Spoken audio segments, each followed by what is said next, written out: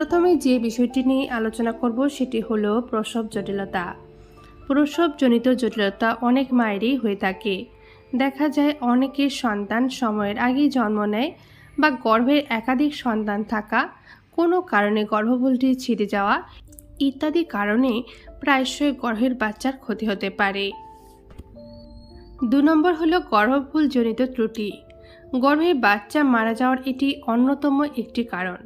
শতকরা 25% শিশু গর্ভফুলের ত্রুটিতে মারা যায়। কোনো কারণে গর্ভে পর্যাপ্ত রক্ত প্রবাহ না হলে এরকম ঘটনা কিন্তু ঘটতে পারে। 3 নম্বর হলো জন্মগত ত্রুটি। প্রতি 10টি স্টিল বার্থের মধ্যে একটি ঘটে জন্মগত ত্রুটির কারণে।